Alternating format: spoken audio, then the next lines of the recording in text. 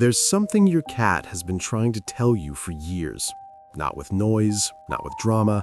It says it every time it climbs somewhere high and looks down at you. Every time it pulls back just as you reach out your hand. Every time it follows you down the hallway at night and you never turn around.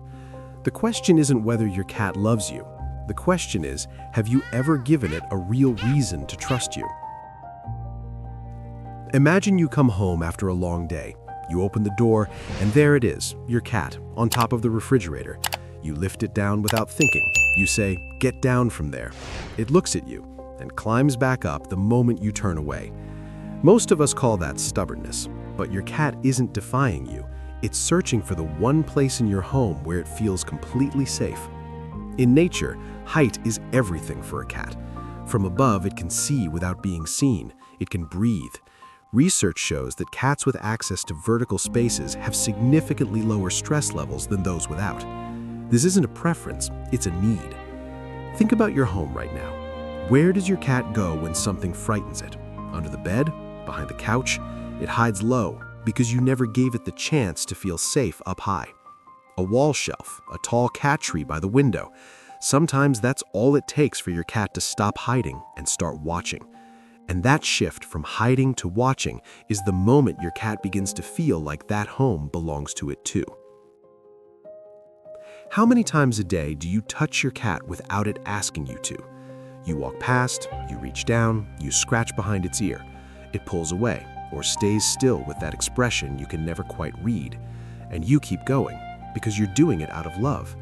But here's something almost no one knows. Every time you touch your cat without it asking, you're making a withdrawal from a trust account you didn't know existed. Once or twice, no big deal, but dozens of times a day, week after week, that balance runs dry. Cats need to initiate affection on their own terms for it to actually feel good to them. Studies show that cats who controlled when they were touched formed stronger bonds with their owners than those who were petted freely. So what does your cat asking actually look like? A slow head push against your hand, walking toward you with its tail raised straight up, climbing into your lap without being placed there. Those are invitations. Everything else, you decided for them. The hardest part is doing nothing, letting your cat walk past without reaching down, sitting still and waiting, because the moment you stop reaching first, something shifts. Your cat starts coming closer. Not because you trained it, but because you finally became someone it feels safe to approach. If this is changing how you see your cat, stay with me, because what comes next is the simplest thing on this list, and the one most owners never think to do. When was the last time you sat on the floor with your cat? Not to pick something up, not passing through, just to be there. Think about how it sees you every day. You're a massive figure that moves fast, makes sudden sounds, and looms above it every moment.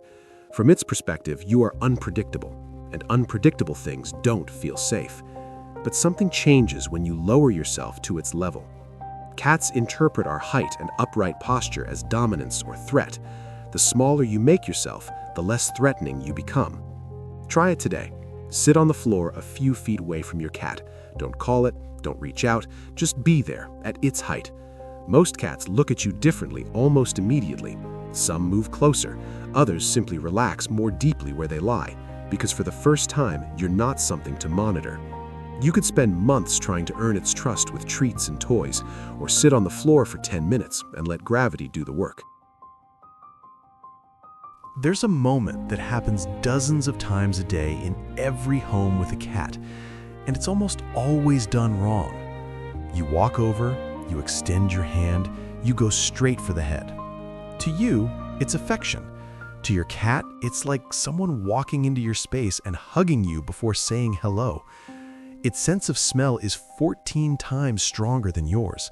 Scent is how it reads the world, how it decides if this moment feels safe. When you skip that step, you skip the greeting entirely. The fix is almost too simple. Before touching your cat, extend one finger near its nose and wait. If it leans in, green light. If it pulls back, that's your answer too. 2 seconds. That's all it takes to tell your cat, I respect you enough to ask first. If your cat appears by its bowl at the exact same time every day, without a clock, without being called, it's telling you something most owners never hear. Cats don't experience time, they experience patterns. When you feed them at the same time, play at the same moment, and settle into the same spot every night, your cat builds an internal map of its entire day around you. And that map is everything. When that map breaks, something in its sense of security breaks with it. Research found that unpredictable environments are one of the leading causes of chronic stress in domestic cats. We're not talking about moving houses. We're talking about feeding 30 minutes late, skipping playtime for a week, coming home at different times every night. For you, that's just life. For your cat, the one stable thing in its world just became unreliable. Because a cat that doesn't know what's coming next is always on guard. And a cat always on guard doesn't have the energy to love you the way it wants to. Routine is what lets the guard down. Do you talk to your cat when no one else is around? While you make coffee, while you move from room to room, when you get home and it appears and you say something you don't even remember saying? If you do, you're not strange. You're doing the one thing your cat has been waiting for longer than anything else on this list. Here's what almost no one knows. Cats don't meow at other cats. Meowing is a language they developed exclusively to communicate with humans. Your cat looked at you and over time created a sound system built for one audience, you. Research from Lund University found that cats develop unique vocal patterns tailored specifically to their individual owners. No other cat on earth sounds like yours, because no other cat is trying to talk to you. And here's the part that stays with me. Your cat speaks that language every single day.